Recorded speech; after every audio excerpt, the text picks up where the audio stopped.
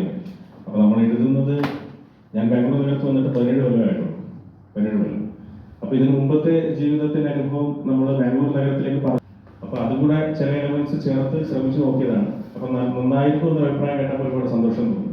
അതിനുശേഷം പിന്നീട് ഇടയ്ക്ക് ഞാൻ ചോദിച്ചിരുന്നു, എപ്പോഴാണ് ഇതൊരു പുസ്തക രൂപത്തിൽ പുറത്തേക്ക് ഇറങ്ങുക, ഇത് കാണാനുള്ള ഒരു വ്യഗ്രത ഉണ്ടാവുമല്ലോ, ഇത് എങ്ങനെയാണ് ഇത് പ്രിന്റ് ആയിട്ട് വരിക, എന്ത് രൂപത്തിലായിരിക്കും എന്ന് അറിയാനായി. അപ്പൊ അന്നേരം പറഞ്ഞു, ഇതിന്റെ വർക്കുകൾ നടന്നുകൊണ്ടിരിക്കുകയാണ്, പക്ഷെ ചില കാരണങ്ങൾ കൊണ്ട് ഞാൻ മനസ്സിലാക്കുന്നത് അതിലൊരു അല്പം കാലതാമസം നേരിട്ടു എന്നാണ് ഞാൻ മനസ്സിലാക്കുന്നത്. അപ്പൊ അതിനുശേഷം ഇത് ഇടയ്ക്കിടയ്ക്ക് ഞാൻ വെറുതെ ചോദിക്കുമായിരുന്നു, തിരക്കുണ്ടായിട്ടല്ല, ഈ ഒരു കൗതുകം കൊണ്ട് ചോദിക്കുന്നതാണ് എപ്പോഴും, ഇത് എന്നത്തേക്കാണെങ്കിൽ ഇതൊന്ന് കയ്യിൽ കിട്ടുക. അപ്പൊ എന്നോട് ഒരിക്കൽ പറഞ്ഞു, ഇത് ഇപ്പൊ എന്താണെന്ന് എനിക്ക് അറിയില്ല, ഇത് എന്ത് കണ്ടീഷനാണെന്ന് ഇപ്പൊ എനിക്ക് ഉറപ്പില്ല, ഒരു കാര്യം ചെയ്യാം, കഥ ഞാൻ തിരിച്ചയക്കട്ടെ എന്ന് ചോദിച്ചു. ഞാൻ പറഞ്ഞു, അങ്ങനെ വേണ്ട, അവിടെ തന്നതല്ലേ ഇരിക്കട്ടെ, ഒരു നല്ല കാര്യത്തിൽ നിന്ന് നമ്മൾ തിരിച്ചു മേടിക്കുന്നത് ഒരു നല്ല പ്രവണതയല്ലല്ലോ. അപ്പോൾ ഒരു ശുഭാപ്തി വിശ്വാസം അവിടെ വെച്ചേക്കാം, നാളെ ഏതെങ്കിലും ഒരു നല്ല സമയം നോക്കിയിട്ട് ഇത് പ്രസിദ്ധീകരണമായാൽ അതിനൊരു സമയം എടുത്താലും കുഴപ്പമില്ല, എൻ്റെ മാത്രമല്ലല്ലോ, ഇതിൽ ബാക്കിയുള്ള ആൾക്കാരുടെ എല്ലാം ഇതുപോലെയുള്ള കഥകളും കാര്യങ്ങളും എല്ലാം ഇതിനകത്ത് കിട്ടണ്ടേ. പക്ഷെ അത് ഒരു ഫോർമാറ്റിന്റെ പശ്ചാത്തലത്തിൽ കഥാനഗരം എന്ന പേരിൽ ഒരു പ്രൊജക്റ്റായിട്ട് പുറത്തിറക്കുക എന്ന് പറയുന്നത് എളുപ്പമുള്ള കാര്യമല്ല.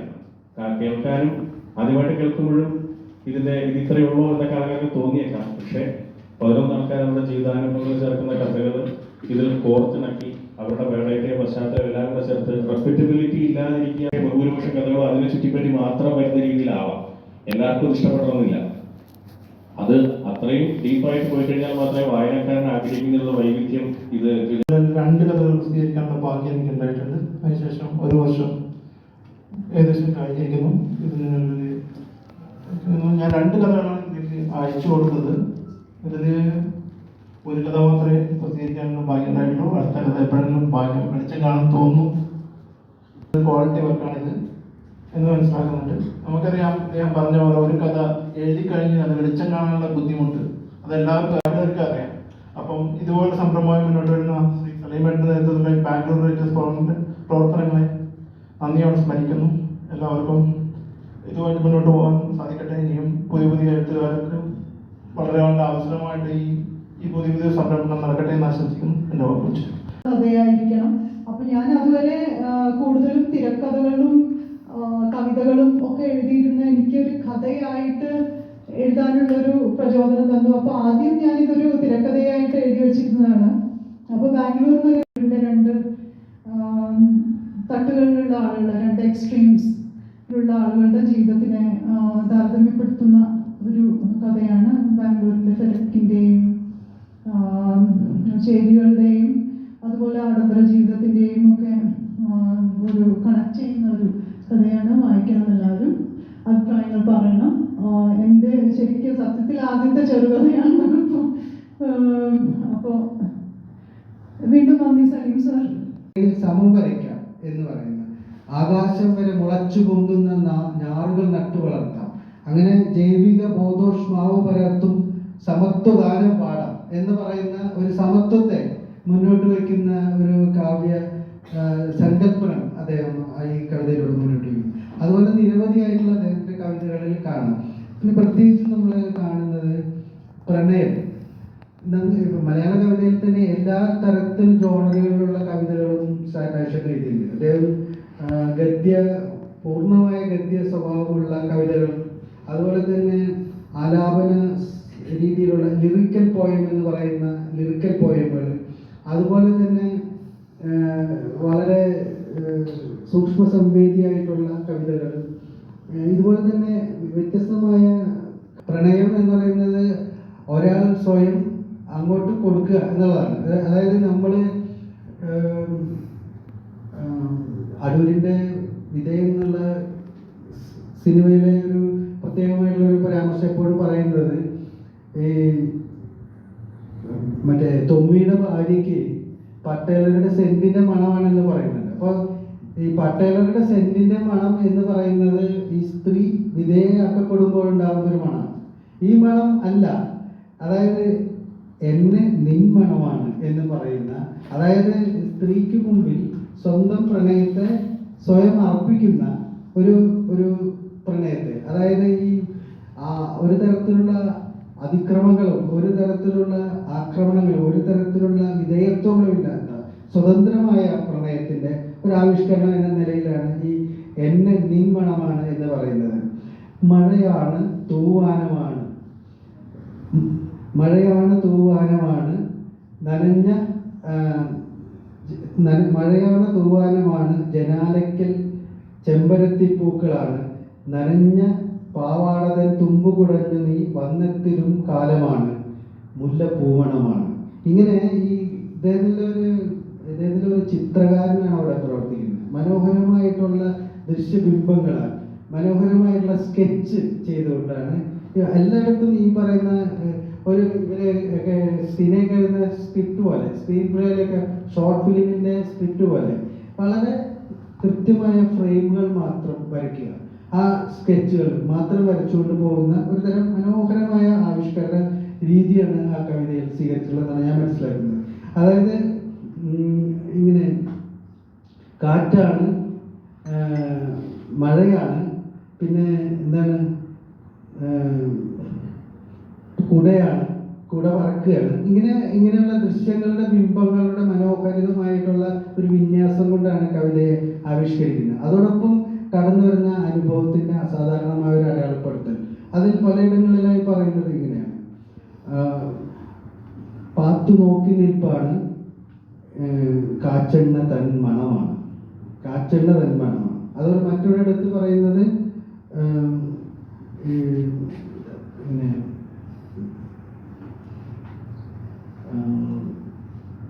പാത്തു നോക്കി നിൽപ്പാണ് കാച്ചെണ്ണ തന്മണമാണ്. ഇങ്ങനെയൊക്കെ പറഞ്ഞിട്ടാണ് ഓരോരോ ദൃശ്യബിംബങ്ങളെ മനോഹരമായി ആവിഷ്കരിച്ചിരിക്കുകയാണ് ഈ കവിതയിൽ. അതുപോലെ ഓർമ്മപ്പാടം എന്നുള്ള മനോഹരമായിട്ടുള്ള മറ്റൊരു കവിതയുണ്ട്. കാവ്യഭംഗിയുള്ള കവിതകളുണ്ട്, ഒരുപാട് അർത്ഥങ്ങളുള്ള അർത്ഥതലങ്ങളിലുള്ള കവിതകളുണ്ട്.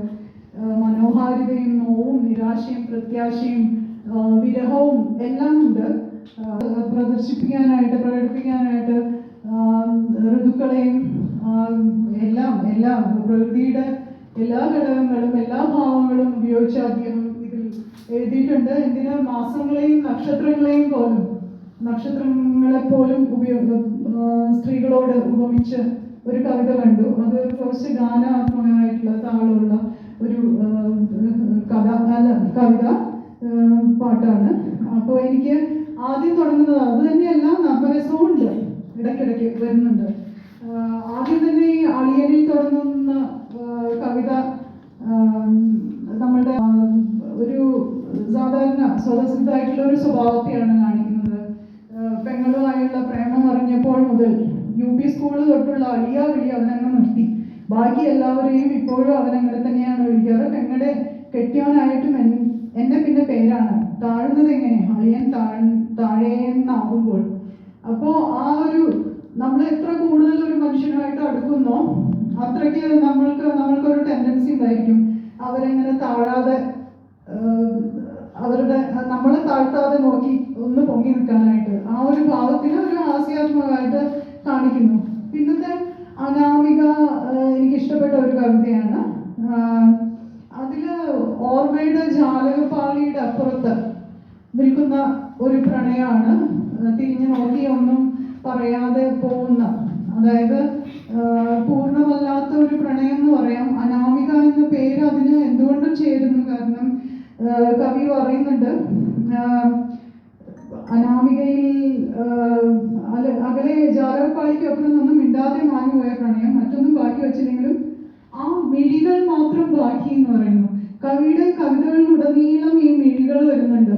അത് ഇപ്പോ ഒരു ആർട്ടിസ്റ്റിന്റെ ഇതാണ് എനിക്ക് തോന്നിയിട്ടുണ്ട്. ഇപ്പൊ നമ്മള് സാധാരണ ഞാനൊരു ആർട്ടിസ്റ്റാണ്. അപ്പോൾ അതിൽ കണ്ണിന്റെ പ്രാധാന്യം നമ്മൾക്ക് എത്രയുണ്ട് ഒരു ചിത്രകാരൻ എത്രയുണ്ട് എന്നുള്ളത് ഈ കവിതയിൽ ഉടനീളം വരുന്നുണ്ട്. കണ്ണ് ഒരുപാട് സ്ഥലങ്ങളിൽ ഈ കണ്ണുകൾ റിപ്പീറ്റ് ആവുന്നുണ്ട്. അപ്പോ കവി പറയുന്നത് എന്താണെന്ന് വെച്ചാൽ ഈ കാമുകനും കാമുകയും അതേക്കുറിച്ച് മറന്നു, പക്ഷെ ആ കണ്ണിന്റെ ഓർമ്മ മാത്രം ബാക്കി നിൽക്കുന്നു. അപ്പോൾ ഷേക്സ്പിയർ പറഞ്ഞ പോലെ eyes are the windows to the soul എന്നുള്ള അത് സത്യമാണത്. അത് തന്നെയാണ്. അപ്പോൾ ഉടനീളം കാണുന്നത് ആ ഒരു സോളാണ്. ഇവിടെ പറയുന്നു, ഒടുവിൽ എനിക്കായി നിന്നു വണ്ടി, ഒരിക്കൽ കൂടെ എന്നെ നീ തോൽപ്പിച്ചു തോഴി, എനിക്ക് മുമ്പെങ്ങു നിന്നോ കയറി, എവിടെയും ഇറങ്ങാതെ പോവുകയും. അപ്പോൾ ഈ ഒരു ഇതില് ട്രെയിനിലെ യാത്രയില് ആ പെൺകുട്ടി നേരത്തെ കയറി. അപ്പൊ എവിടെ നിന്നാണ് അവരെന്ന് അറിയില്ല, ആ കുട്ടി കയറിയതെന്ന് അറിയില്ല, എവിടേക്കാണ് പോകുന്നതെന്നും അറിയില്ല. കാരണം കാമുകൻ അതിനു മുന്നേ ഇറങ്ങി. അപ്പൊ ഈ അനാമിക എന്നുള്ള പേര് എങ്ങനെ പേരും അറിയില്ല, കാമുകിയുടെ പേരറിയില്ല, അവിടെ എങ്ങനെ നിന്ന് അറിയില്ല, ഇങ്ങോട്ട് പോയി എന്ന് അറിയില്ല. അപ്പൊ അനാമിക എന്ന പേര് അനർത്ഥമാകുന്ന ഒരു കവിതയാണത്. പിന്നെ അടമഴയില് അറിയാം, എന്നിട്ടും ആ പ്രണയം കാമുകൻ വളരെ പ്രിയപ്പെട്ടതായി വച്ചിരിക്കുകയാണ്. കാരണം ഈ അടമഴ തീരും വരേക്കും, അടമഴ ശമിക്കും വരേക്കും പഴയൊരു മാളത്തിലിരുന്നു അത്രമാത്രം. അപ്പോ ആ പ്രണയം കൊടുക്കുന്ന ആ സുരക്ഷിതത്വമാണ് കാണിക്കുന്നത്. അങ്ങനെ പ്രണയത്തിന്റെ പല ഭാവങ്ങൾ വരുന്നുണ്ട്. അടമഴയിൽ വരുന്നത് സുരക്ഷിതത്വമാണ്.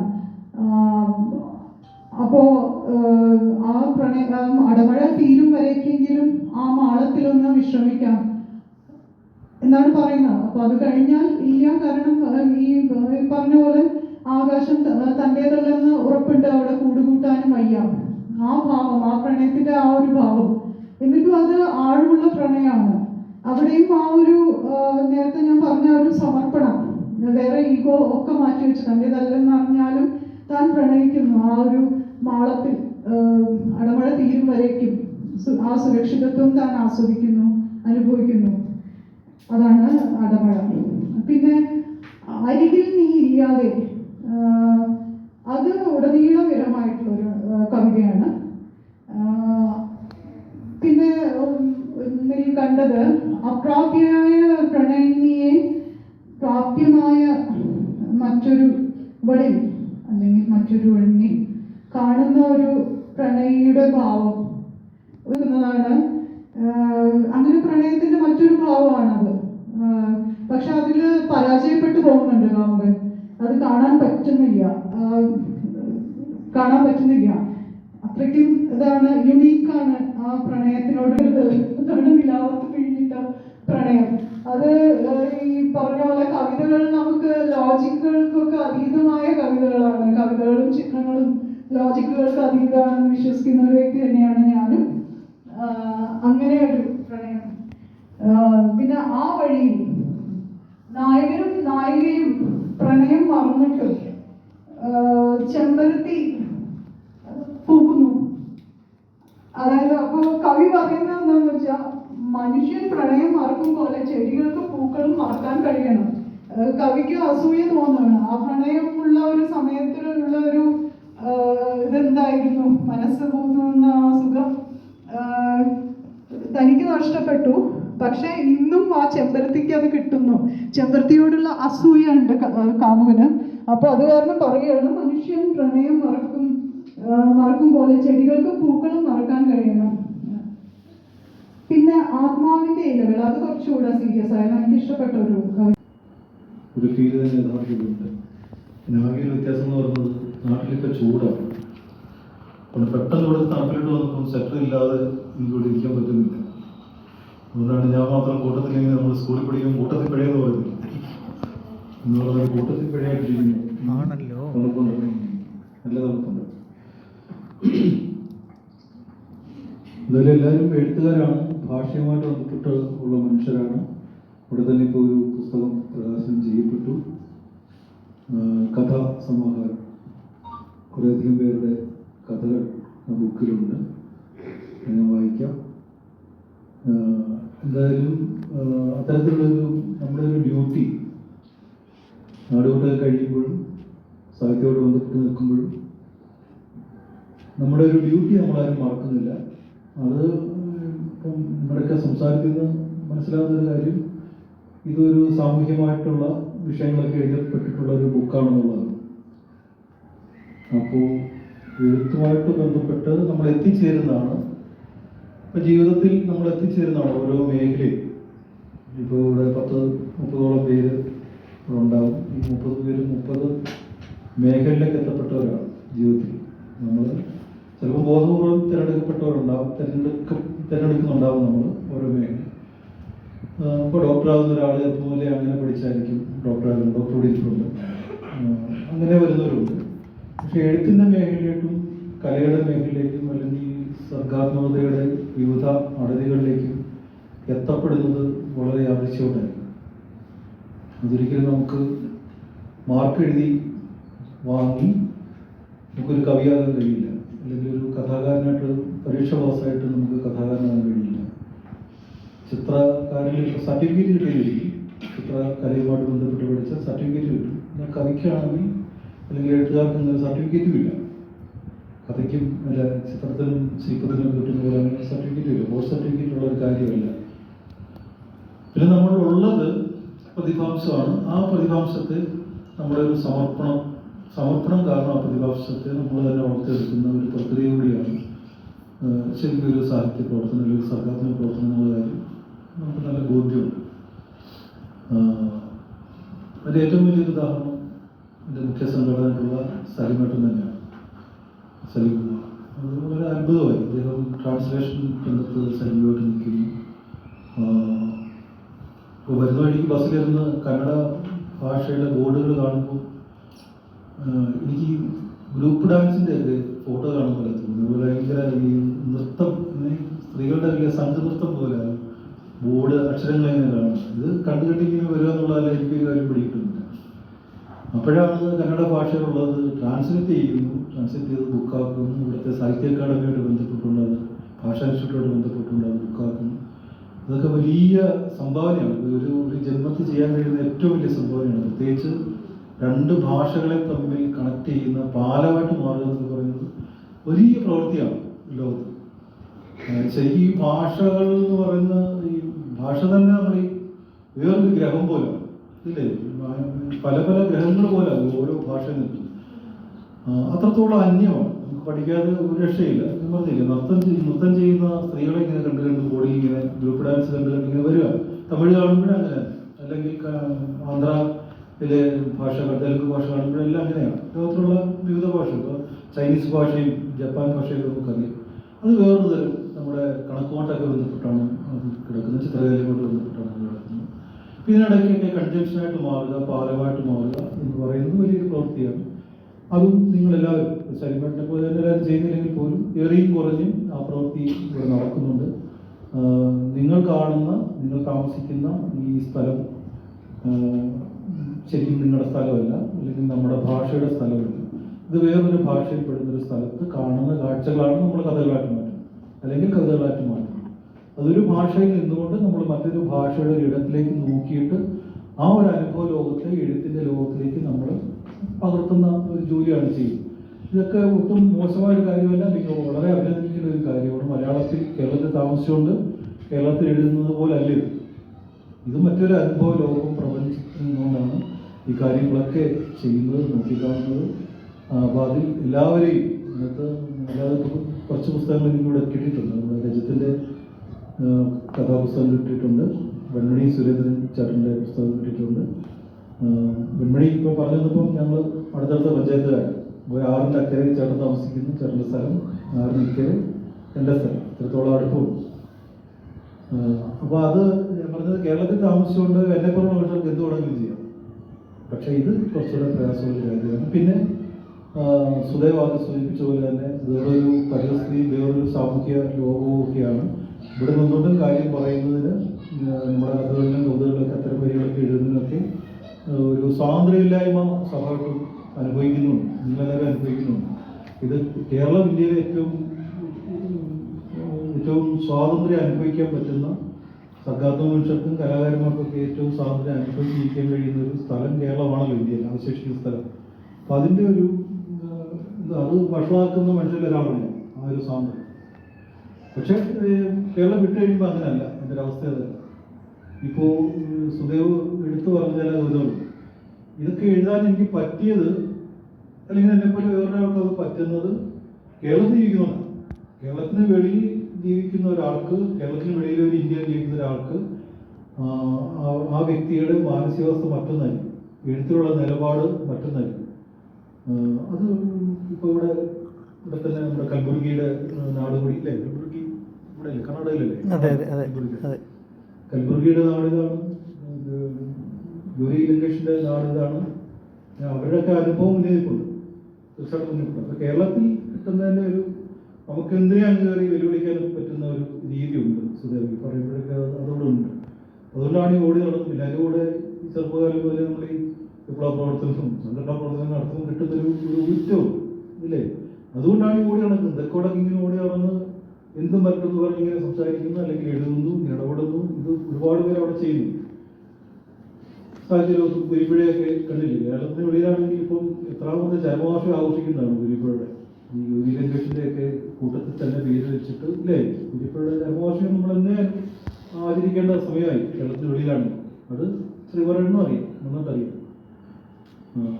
അപ്പോൾ അതുകൊണ്ട് ഇത്തരം ഒരു പ്രതികൂല സാഹചര്യത്തിൽ നിൽക്കുന്ന എഴുത്തുകാരെന്നുള്ള നിലയിൽ, ആവിഷ്കാരം ചെയ്യുന്ന മനുഷ്യരെന്നുള്ള നിലയിൽ നിങ്ങളെ മുഴുവൻ പേരും വർദ്ധിച്ച ബഹുമാനത്തോടുകൂടി തന്നെ ഞാൻ സല്യൂട്ട് ചെയ്യുകയാണ്.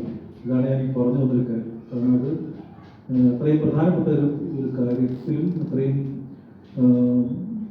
അത്തരം ഒരു പ്രത്യേകത, വളരെ പ്രത്യേകത നിലനിൽക്കുന്ന ഒരു തലത്തിലുമാണ് നിങ്ങൾ ജീവിക്കുന്നത്. അവിടെ നിന്നാണ് നിങ്ങൾ സൃഷ്ടിപരതയെ നിങ്ങൾ വളർത്തിയെടുക്കുന്നുള്ളതാണ് സല്യൂട്ട് ചെയ്യാനുള്ള കാരണം എന്ന് പറയുന്നത്.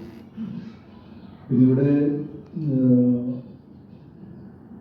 ചില കവിതകളൊക്കെ പരാമർശിച്ചു, സിനി പരാമർശിച്ചു, സുദേവും പരാമർശിച്ചു. പ്രണയ കവിതയുടെ പുസ്തകമാണിത് നമ്മൾ ചർച്ചയ്ക്ക് വെച്ചത്. 50 പ്രണയകവിതകളുണ്ട്. ഈ 50 പ്രണയകവിതകൾ ഒറ്റയിരിപ്പിന് എഴുതിയ 50 എണ്ണം അല്ല. അപ്പോൾ അത് കമാരൊക്കെ കഴിയുന്ന കാലത്ത്, കമാരത്തിൻ്റെയൊക്കെ അവസാന കാലം വരെ എഴുതിയിട്ടുള്ള കവിതകളാണ്. എന്നിട്ട് ഈ അടുത്ത സമയത്ത് എഴുതിയിട്ടുള്ള കവിതകൾ, ഇപ്പം സിനി എടുത്തു പറഞ്ഞ കൊമ്പൻ കവിതയൊക്കെ അടുത്ത കാലത്ത് എഴുതുള്ളൂ. അങ്ങനെയാണ് ബാക്കി. ഇത് ചില്ലാട്ടം എന്ന കവിതയുണ്ട്. അതിലേക്ക് തോന്നുന്നു ഈ പ്രണയകവിതകൾ ഏറ്റവും പഴയ കവിത ചില്ലാട്ടമാണെന്ന് തോന്നി ഈ ബുക്കിലുള്ളത്. അപ്പം അതെൻ്റെ ഒരു 18ാമത്തെ വയസ്സിലൊക്കെ എഴുതിയൊരു കവിതയാണ്. 18ാമത്തെ വയസ്സിലൊക്കെ എഴുതിയത് ഒരു 4-5 വർഷം കൊണ്ടാണ് അത് ഈ ഒരു രൂപത്തിലോട്ട് എത്തിയിട്ടുള്ളത്. 4-5 വർഷം കൊണ്ട് രൂപപ്പെട്ടു വന്നൊരു കവിതയാണ്. അതിൻ്റേത് പ്രണയ സമയത്ത്, എൻ്റെ പ്രണയകാലത്ത് എഴുതി തുടങ്ങിയ ഒരു പ്രണയകവിതയാണത്. അപ്പോൾ അതിനത്രയും പഴക്കമുണ്ട് എന്ന് പറഞ്ഞാൽ പല കാലത്ത് എഴുതിയിട്ടുള്ള പ്രണയ കവിതകളാണ്. അപ്പോൾ പ്രണയം തീർച്ചയായിട്ടും ഒരു കേവലമായ കാര്യമൊന്നുമല്ല, ഒരു അനുഭൂതിയുടെ ഒരു കാര്യം മാത്രമൊന്നുമല്ല. പ്രണയം നമ്മുടെ രാജ്യത്തെങ്കിലും വളരെ പ്രധാനപ്പെട്ട ഒരു രാഷ്ട്രീയ പ്രശ്നം കൂടിയാണ്, പ്രോബ്ലം കൂടിയാണ്. നമ്മുടെ ആസ്വാദനത്തിൻ്റെയും കാൽപ്പനികതയുടെയൊക്കെ ഒരു തലവും വിട്ടിട്ട് പോലും പ്രണയം ആളെ കൊല്ലിക്കൂടിയാണ് അല്ലേ. ആളെ കൊല്ലി എന്ന് പറഞ്ഞാൽ പ്രണയികൾക്കും പരസ്പരം കൊല്ലുന്ന ഒരു അവസ്ഥ നമ്മുടെ നാട്ടിലുണ്ട്. പക്ഷെ അതിൽ നാട്ടുകാർ പ്രണയത്തെ തല്ലിക്കൊല്ലാൻ വേണ്ടി കൂടി നടക്കുന്നു ഇല്ലേ. പ്രണയികളെ പേപ്പട്ടിയെ തല്ലിക്കൊല്ലാൻ വേണ്ടി നാട്ടുകാർ സംഘടിച്ചിറങ്ങുന്ന പോലെ പ്രണയികളെ തല്ലിക്കൊല്ലാൻ പത്തരുമായിട്ട് ബന്ധുക്കൾ ഇറങ്ങി നടക്കുന്ന രാജ്യം കൂടിയാണ്. ഒരുപാട് പേര് പ്രണയിക്കുന്നതിൻ്റെ പേരിൽ കൊല്ലപ്പെടുന്നതാണ്. പ്രണയത്തിൻ്റെ പേരിൽ, സ്നേഹിക്കുന്നതിൻ്റെ പേരിലാണ്. അവരുടെ ഒരു മകളെ ഇവിടെ പരമാവധി സ്നേഹമാണ് കൊടുക്കുന്നത്. പക്ഷെ ആ സ്നേഹം പ്രതിക്കൂട്ടിലാകുന്ന ഒരു രാജ്യം കൂടിയാണ്. ഒരു മകളോട്, ഒരു പെണ്ണിനോട് ഒരു പുരുഷന് തന്ന ഇഷ്ടം എന്ന് പറയുന്നത് പരമാവധി സ്നേഹം കൊടുക്കുമ്പോഴാണ് തിരിച്ചും അവരുടെ ഒരു റിലേഷനിലേക്ക് എത്തുന്നത്. പക്ഷെ ആ സ്നേഹത്തെയാണ് നമ്മുടെ ഈ രാജ്യത്ത് പ്രതിക്കൂട്ടിൽ നിർത്തേണ്ടി വരുന്നത്, അല്ലെങ്കിൽ പ്രതിക്കൂട്ടിൽ നിർത്തുന്നത്. അങ്ങനെ ഒരു സാമൂഹ്യ വശം കൂടി തീർച്ചയായിട്ടും പ്രണയത്തിനുണ്ട്. അപ്പോൾ അതൊക്കെ സൂചിപ്പിക്കുന്ന കൂടെ എടുത്തു പറഞ്ഞ അളിയൻ എന്ന് പറയുന്ന കുഞ്ഞു കവിത ഉംബ്രികൾ എന്നുള്ള പേരിലാണ് ഞാൻ ഇതിൽ എഴുതാറുള്ളത്. ചെറിയ കവിത, ദീർഘമായ കവിതകൾക്കൊപ്പം തന്നെ ഗദ്യകവിതകൾ എഴുതുന്നുണ്ട്. ഗദ്യകവിതകൾക്കൊപ്പം കുഞ്ഞു കവിത എന്ന് പറഞ്ഞാൽ ഈ കുരിപ്പുഴ മലയാളത്തിൽ തുടങ്ങിയ നഗ്നകവിതകൾ നമുക്കറിയാം. ഒരുപാട് നഗ്നകവിതകൾ നമുക്കറിയാം കുരിപ്പുഴ. അപ്പോൾ ആ നഗ്നകവിത പ്രസ്ഥാനത്തിൽ വരുന്ന കവിതകളാണ് ഈ എൻ്റെ ഉംബ്രികൾ എന്ന് പറഞ്ഞ സീരീസ്. ആ ഉംബ്രികൾ എന്ന് പറയുന്നതൊരു കുട്ടനാട് പ്രയോഗമാണ്. എൻ്റെ അച്ഛൻ്റെ വീടൊക്കെ കുട്ടനാടാണ്, തിരുവല്ല. അപ്പോൾ അതുകൊണ്ട് കുട്ടനാടൻ പ്രയോഗങ്ങൾ ഒരുപാട് ഈ കവിതകളൊക്കെ വരുന്നുണ്ട്. ഉംബ്രികളെന്ന് പറയുന്നത് സ്മോൾ തിങ് എന്നാണ് എൻ്റെ അർത്ഥം, ഏറ്റവും ചെറുത്. ഈ ഉംബ്രിക്കോളം എന്നൊക്കെ നമ്മുടെ പ്രയോഗമുണ്ട്, ഏറ്റവും ചെറുതെന്നുള്ള അർത്ഥം. അപ്പോൾ അതിലൊരു കവിതയാണ് ഈ അളിയൻ എന്ന് ഇവിടെ വായിക്കപ്പെട്ട കവിത. പെങ്ങളോടുള്ള പ്രേമം അറിഞ്ഞപ്പോൾ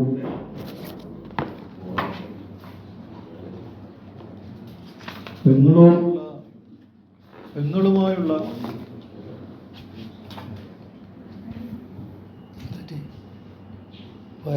ഹലോ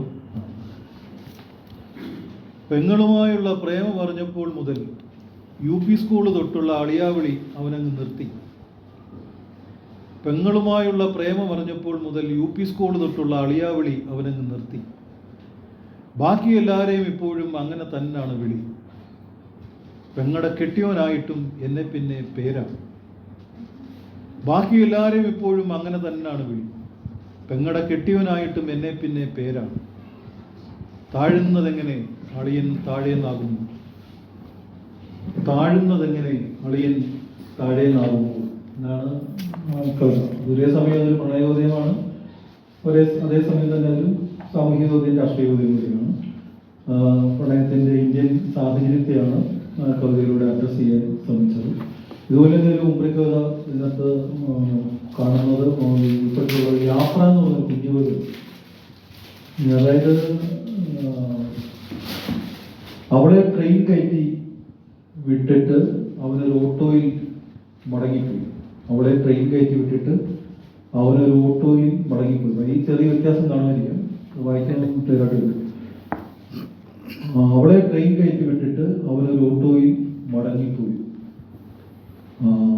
അവളിപ്പോൾ ആ ഓട്ടോയിൽ അവനിപ്പോൾ ആ ട്രെയിനിലുമായി സഞ്ചരിക്കും. അവളിപ്പോൾ ആ ഓട്ടോയിലും അവനിപ്പോൾ ആ ട്രെയിനിലുമായി സഞ്ചരിക്കും. ഇതൊരു കുഞ്ഞുകവിത. അപ്പോൾ മറ്റേ തുറന്ന് തോന്നുന്നുള്ളേ ഉള്ളൂ. എന്തായാലും ഞാനൊരു 2 കവിതകൾ ആദ്യം ചൊല്ലാം. പിന്നെ ഇതെല്ലാം എൻ്റെ അനുഭവങ്ങളല്ല കേട്ടോ, അങ്ങനെ കാര്യം തെറ്റിദ്ധരിക്കരുത് കേട്ടോ. ഇത് സത്യസന്ധത ഇല്ലാത്തൊരു കാര്യങ്ങളാണ്. അങ്ങനെയാണെന്ന് ഞാൻ പറഞ്ഞാൽ ചിലപ്പോൾ നിങ്ങളത് വിശ്വസിക്കും. പക്ഷേ സത്യസന്ധമായിട്ട് വാക്കുകളും ജീവിതം കൊണ്ടുപോകണമെന്നൊരു നിർബന്ധമുണ്ട്. ഇതെല്ലാം എൻ്റെ അനുഭവങ്ങളല്ല. എൻ്റെ പ്രണയത്തിൽ നിന്നും ഒരുപാട് കവിതകൾ ഇതിനകത്തുണ്ട്. പക്ഷേ ഇപ്പോൾ തൂവാനം പോലെയുള്ള ചിലാട്ടം പോലെയുള്ള കവിതകളാണ് എനിക്ക് കവി എന്നുള്ളതിൽ ആദ്യം ഒരു സ്വീകാര്യത പരിചയ കോണ്ടാക്റ്റാണ് കേരളത്തിൽ.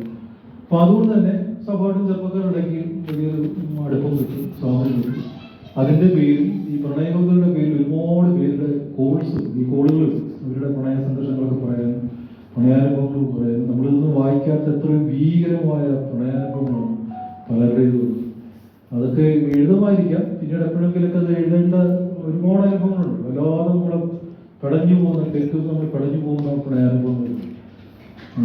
അത് കേട്ട് കഴിയുമ്പോൾ ഉടനെ അങ്ങ് ഇരുന്ന് എഴുതുക എന്നുള്ളതല്ല, എപ്പോഴെങ്കിലും അത് സംഭവിച്ചിട്ടുള്ള രീതിയിലാണ് ഞാൻ എഴുതിയിരിക്കുന്നത്. അങ്ങനെ ഈ ഷേക്സ്പിയർ പറഞ്ഞിട്ടുള്ള പോലെ, മിൽട്ടൺ പറഞ്ഞിട്ടുള്ള പോലെ, ഒരു മരത്തിൽ നിന്ന് ഇലകൾ പൊഴിഞ്ഞു വീഴുന്നത്ര സ്വാഭാവികമായിട്ട് നിങ്ങളിൽ നിന്ന് കവിത വരുന്നില്ലെങ്കിൽ അത് വരാതിരിക്കട്ടെ എന്ന് തന്നെ തീരുമാനിക്കുന്നതല്ല മിൽട്ടൻ്റെ ഒരു വാചകമല്ല. ഒരു മരത്തിൽ നിന്ന് ഇലകൾ വീഴുന്നത്ര സ്വാഭാവികമായിട്ട് നിങ്ങളിൽ നിന്ന് കവിതകൾ വരുന്നില്ലെങ്കിൽ ആ കവിത വരാതിരിക്കട്ടെ എന്ന് പറഞ്ഞു. അവിടെ അത്രയും സ്വാഭാവികമായിട്ട് തന്നെ സംഭവിക്കേണ്ട കാര്യം, ബോധപൂർവ്വം ഒരു കാര്യം. ഇപ്പൊ ഇത്തരം കഥകൾ കേൾക്കുമ്പോൾ സ്വാഭാവികമായിട്ടും നമ്മളത് ഉണ്ടാക്കുന്ന ഒരു വല്ലാത്ത ഒരു പ്രശ്നമുണ്ട്. ആ പ്രശ്നത്തിൽ നിന്ന് രക്ഷകിട്ടാനും കൂടെ വേണ്ടിയായിരിക്കും ചിലപ്പോൾ നമ്മളതൊക്കെ എഴുതുന്നത്.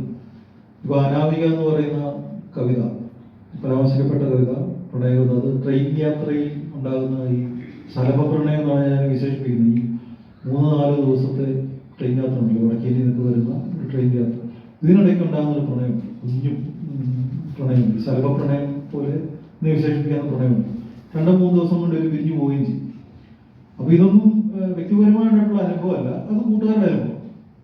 വടക്കേരിയിലൊക്കെ പോയിട്ട് ഡൽഹിയിലൊക്കെ പോയി ജീവിക്കുന്ന കൂട്ടുകാർ വരുമ്പോൾ അവരുടെ പ്രശ്നമാണ്. അവരിങ്ങനെ ഒരു പെണ്ണിനെ പിരിഞ്ഞിട്ട് വന്ന് ഒരാഴ്ചയെങ്കിൽ അതിന്റെ ഹാർമോണിയിൽ നിൽക്കുന്നൊക്കെ ഒരുപാട് സംഭവമുണ്ട്.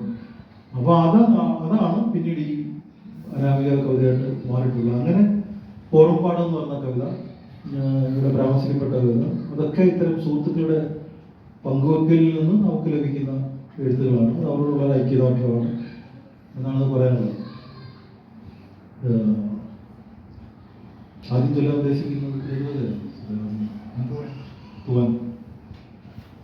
അപ്പോൾ തൂവാന ആദ്യം ചൊല്ലാം. ഇന്നലെ ചെറുപ്പഴത് ചൊല്ലും. ഇന്നലെ ചെറിയൊരു സംഘചേരി നമ്മൾ നടത്തിയായിരുന്നു. അവിടെ തൂവാനം ചൊല്ലിയായിരുന്നു.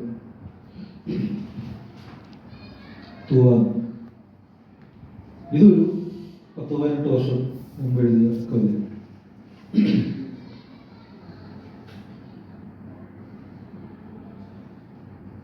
മഴയാണ് തൂവാനമാണ്,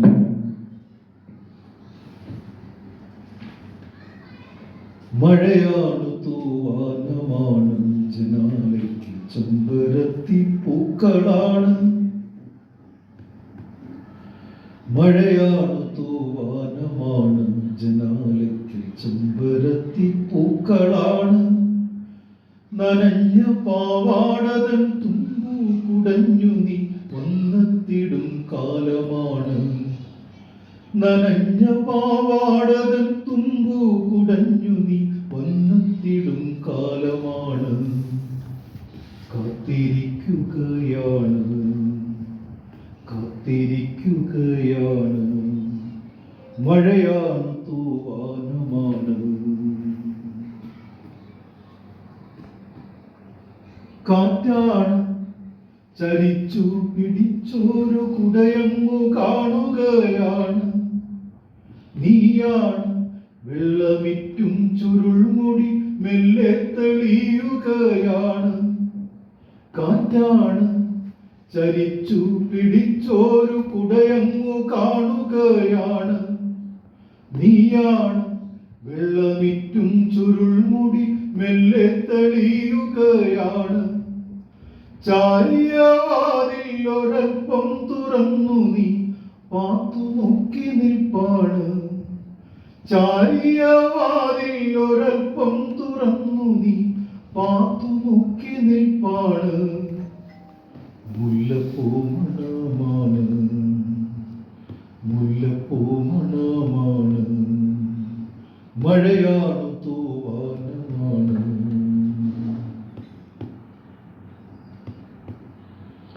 കളിയാണ് പതുങ്ങും കൊലുസൊച്ച എന്നുള്ളിലേക്കുള്ളതാണ്. പതിവാണ് നനഞ്ഞ കൈകൾ വന്നു കണ്ണുകൾ മുത്തുകയാണ്. കളിയാണ് പതുങ്ങും കൊലുസൊച്ച എന്നുള്ളിലേക്കുള്ളതാണ്. പതിവാണ് നനഞ്ഞ കൈകൾ വന്നു കണ്ണുകൾ മുത്തുകയാണ്. ആരുമെത്തും മുമ്പു കവിളിലൊരുമ്മ തന്നു ചിരിച്ചു നിൽപ്പാണ്. ആരുമെത്തും മുമ്പു കവിളിലൊരുമ്മ തന്നു ചിരിച്ചു നിൽപ്പാണ്.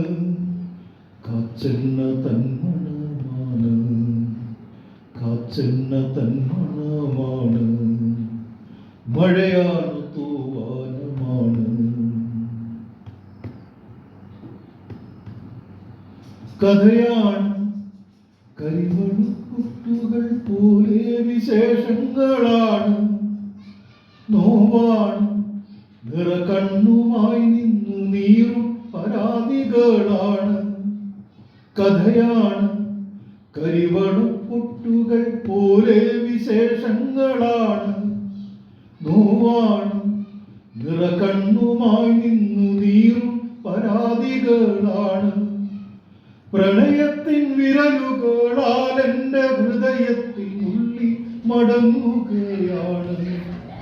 പ്രണയത്തിൻ വിരലുകളാൽ എൻ്റെ ഹൃദയത്തിൽ ഉള്ളി മടങ്ങുകയാണ്.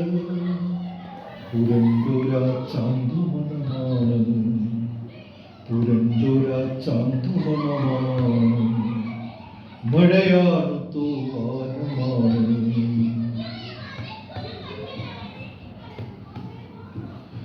മുറിവാണ് പിരിയുമ്പോഴൊക്കെയും ഒരു മുള്ളു പോറുകയാണ്. മടിയാണ് യാത്ര ചോദിച്ചു ചോദിച്ചു വാതിലിൽ തങ്ങി നിൽപ്പാണ്. മുറിവാണ് പിരിയുമ്പോഴൊക്കെയും ഒരു മുള്ളു പോറുകയാണ്. മടിയാണ് യാത്ര ചോദിച്ചു ചോദിച്ചു വാതിലിൽ തങ്ങി നിൽപ്പാണ്. തുരുമ്പിച്ച വേലിത് മുകളിലൂടങ്ങോളം ജനലിലെ കൊളിനോട്ടമാണ്. തുരുമ്പിച്ച വേലിത് മുകളിലൂടങ്ങോളം ജനലിലെ കൊളിനോട്ടമാണ്. എന്നെ നിന്മണമാണ്, എന്നെ നിന്മണമാണ്. മഴയാണ് തൂവാനമാണ്, മഴയാണ് തൂവാനമാണ്. ജനാലയ്ക്ക് ചെമ്പരത്തി പൂക്കളാണ്. മഴയാണ് തൂവാനമാണ്, ജനാലയ്ക്ക് ചെമ്പരത്തി പൂക്കളാണ്. നനഞ്ഞ പാവാടകൾ തുമ്പു കുടഞ്ഞു നീ വന്നെത്തിടും കാലമാണ്. നനഞ്ഞ പാവാടതൻ തുമ്പു കുടഞ്ഞു നീ വന്നെത്തിടും കാലമാണ്. കാത്തിരിക്കുകയാണ്, കാത്തിരിക്കുകയാണ്. മഴയാണ് തൂവാനമാണ്, ജനാലയ്ക്ക് ചെമ്പരത്തി പൂക്കളാണ്. മഴയാണ്, മഴയാണ് തൂവാനമാണ്.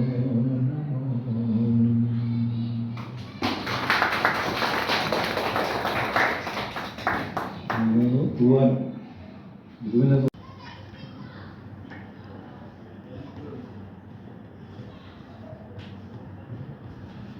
നീ പോകേ,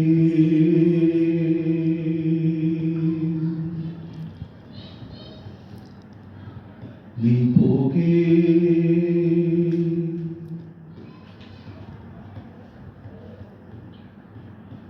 നീ പോകേ ഉഴവത്തിയ പോലെ. നീ പോകേ മഴ തോർന്നതുപോലെ. നീ പോകേ ഉഴവത്തിയ പോലെ. നീ പോകേ മഴ തോർന്നതുപോലെ. നീ പോകേ നിലാവ് കെട്ടതുപോലെ. നീ പോകേ നിലാവ് കെട്ടതുപോലെ. നീ പോകേ വെയിലിൽ പെട്ടതുപോലെ. നീ പോകേ വെയിലിൽ പെട്ടതുപോലെ. നീ പോകേ, നീ പോകേ.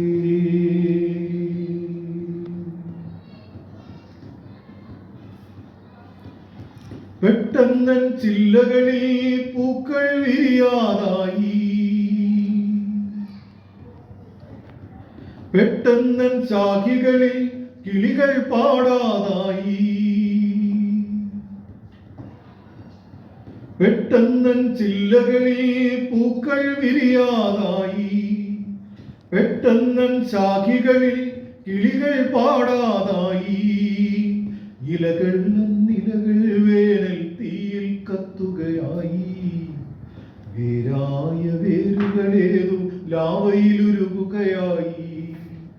ഇലകൾ നിലകൾ വേനൽ തീയിൽ കത്തുകയായി. വേരായ വേരുകളേതു ലാവയിലുരുകുകയായി. വേരായ വേരുകളേതു ലാവയിലുരുകുകയായി. നീ പോകേ, നീ പോകേ.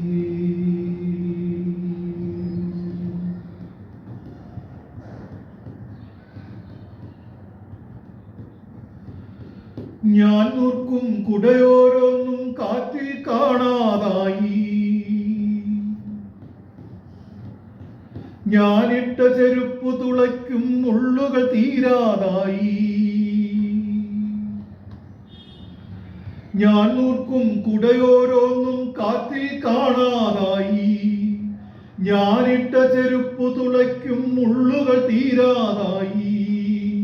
ഞാൻ എഴുതും വാക്കുകളൊന്നും തീരെ തെളിയാതായി. എൻ കൈപ്പട എനിക്കു പോലും തീരെ തിരിയാതായി.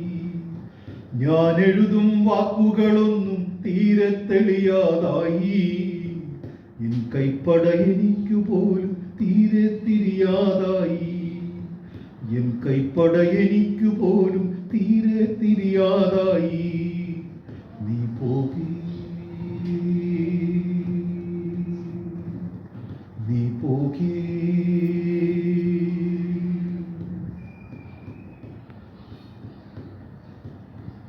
ഒരു വഴിയും ഒരിടത്തേക്കും എന്നെ വിളിക്കാതായി. ഒരിടത്തും ഒരു വഴിയേയും പോകാനില്ലാതായി. ഒരു വഴിയും ഒരിടത്തേക്കും എന്നെ വിളിക്കാതായി. ഒരിടത്തും ഒരു വഴിയേയും പോകാനില്ലാതായി. ഒരു പാട്ടും ഒരു കൊട്ടും പിന്നെന്റേതല്ലാതായി. ഒരു മണവും ഒരു രുചിയും പിന്നെന്റേതല്ലാതായി. ഒരു പാട്ടും ഒരു കൊട്ടും പിന്നെന്റേതല്ലാതായി. ഒരു മണവും ഒരു രുചിയും പിന്നെന്റേതല്ലാതായി. ഒരു മണവും ഒരു രുചിയും പിന്നെന്റേതല്ലാതായി. നീ പോകേ, നീ പോകേ, നീ പോകേ. പുഴവറ്റിയ പോലെ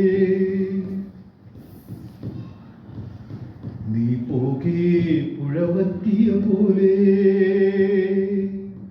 നീ പോകേ. മഴ തോർന്നതുപോലെ നീ പോകേ, പുഴവറ്റിയ പോലെ നീ പോകേ. മഴ തോർന്നതുപോലെ നീ പോകേ. നിലാവു കെട്ടതുപോലെ നീ പോകേ. നിലാവു കെട്ടതുപോലെ നീ പോകേ. വെയിലിൽ പെട്ടതുപോലെ നീ പോകേ. വെയിലിൽ പെട്ടതുപോലെ നീ പോകേ, നീ പോകേ.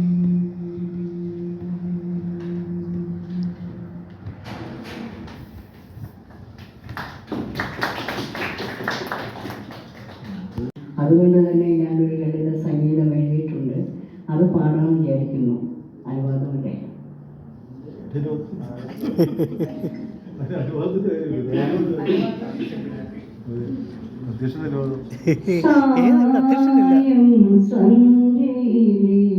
തീരത്തു വന്നു ഞാൻ ഓർക്കുന്നു നിത്യവും എൻ സഖിയേ. എന്നുവരും എന്നരികിൽ സഖി എൻ വിജനമാം പ്രണയാഭിലാഷമേ സഖി നിന്റെ കാതിൽ ഞാൻ ചൊല്ലിടട്ടെ. ഇനിയെങ്കിലും എന്റെ പ്രണയാഭിലാഷമേ സഖി നിന്റെ കാതിൽ ഞാൻ ചൊല്ലിടട്ടെ. ഒരുപാട് നാളായി നിന്നോടൊരു കാര്യം മുറിയാടുവാൻ ഞാൻ കൊതിച്ചു പോയി. ആദ്യമായി നിന്നെ ഞാൻ കണ്ട നേരം എന്റെ അകതാരിൽ തളിരിട്ടു പ്രേമ പുഷ്പം. ആദ്യമായി ഞാൻ നിന്നെ കണ്ട നേരം എന്റെ അകതാരിൽ തളിരിട്ട പ്രേമ പുഷ്പം. ആയിരമും മകളോടെ നൽകിയിടുവാൻ ആരോമലയെന്ന് ദാഹിച്ചു ഞാൻ. ആയിരമും മകളോടെ നൽകിയിടുവാൻ ആരോമലയെന്ന് മോഹിച്ചു ഞാൻ. ഒരുപാട് നാളായി നിന്നോടൊരു കാര്യമൊരിയാടുവാൻ ഞാൻ കൊതിച്ചു പോയി. കരളിന്റെ കോവിലിൽ സൂക്ഷിച്ചു വെച്ചൊരൻ അനുരാഗ വീണ നീന്നു മീട്ടും. കരളിന്റെ കോവിലിൽ സൂക്ഷിച്ചു വെച്ചൊരൻ അനുരാഗ വീണ നീയെന്നും ഇട്ടും പിരിയാതെ എന്നും നമുക്ക് വാഴാനൊരു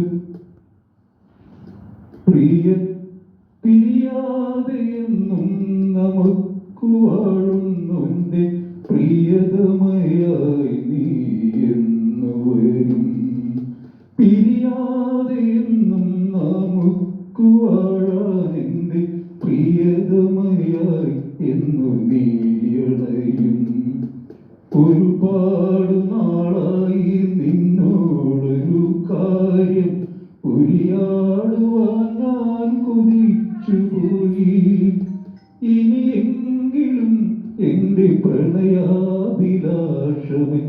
സഖി നിന്റെ കാതിൽ ഞാൻ ചൊല്ലിടട്ടെ സഖി നിന്റെ കാതിൽ ഞാൻ ചൊല്ലിടട്ടെ.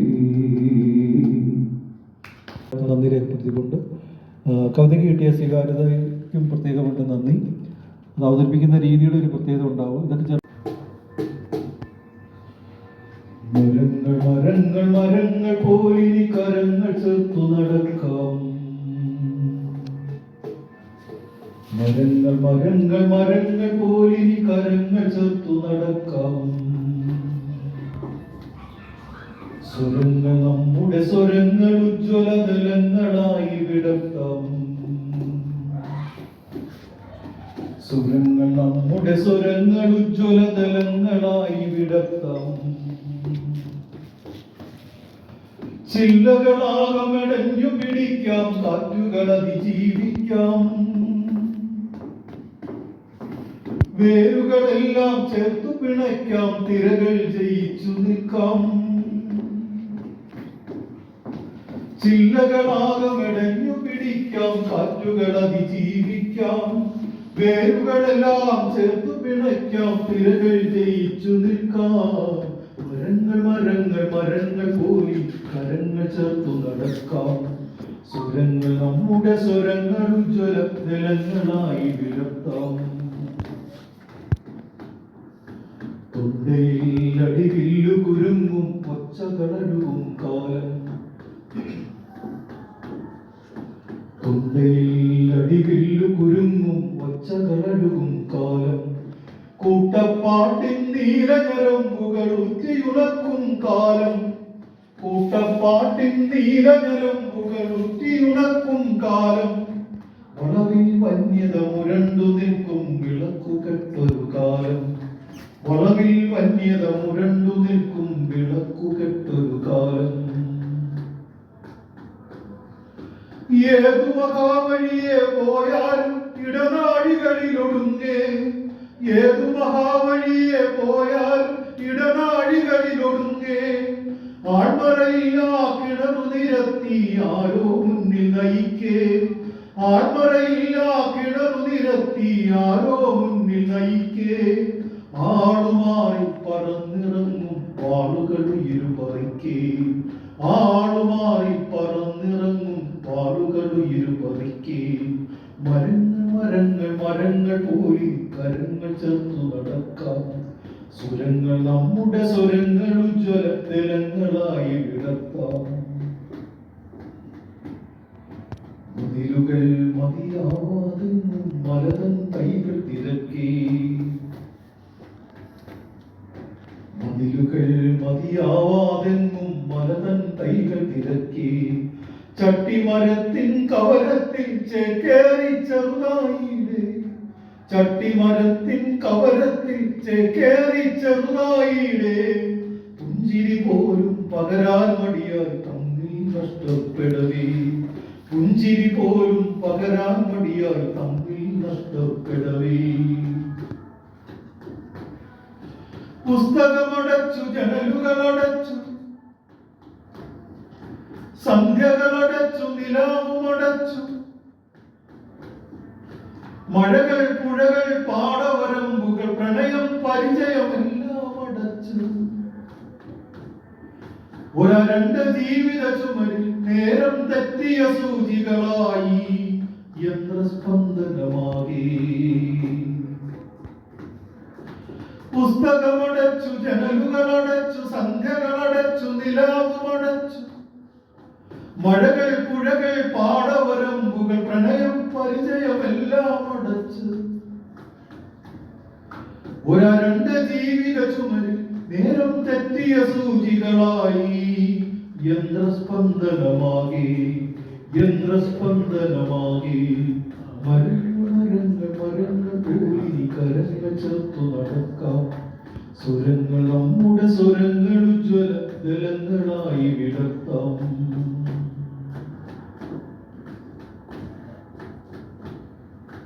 പൂവിന്, പുല്ലിന്, പുലിക്കു, പുഴുവിന്, കാടിന്, കടലിന്, കുഴിക്കു, കുന്നിന്, പ്രാവിന്, കഴുകന്, കൊക്കിന്, കാക്കയ്ക്കിടയിൽ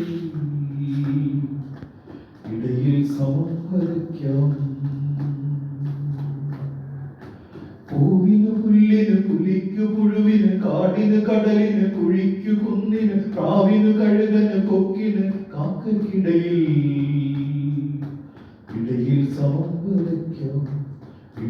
സമം വരയ്ക്കാം. നാടിനിലങ്ങും സൗഹൃദ നാടിൻ കൂടുകൾ തോരണമാക്കാം. നാടിനിലങ്ങും സൗഹൃദ നാടിൻ കൂടുകൾ തോരണമാക്കാം. ജ്ഞാനോദയത്തിൻ തണലുകളാവാം, സാഹോദര്യമുയർത്താം. ജ്ഞാനോദയത്തിൻ തണലുകളാവാം, സാഹോദര്യമുയർത്താം. ജൈവിക ബോധോഷ്മാവ് നിറച്ചൊരു സമത്വഗാനം പാടാം.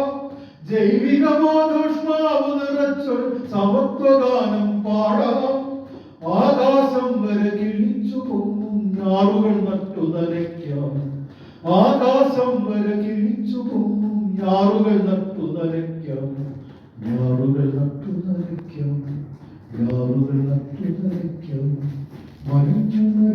മരങ്ങൾ പോയി കരങ്ങൾ ചേർത്തു നടക്കാം.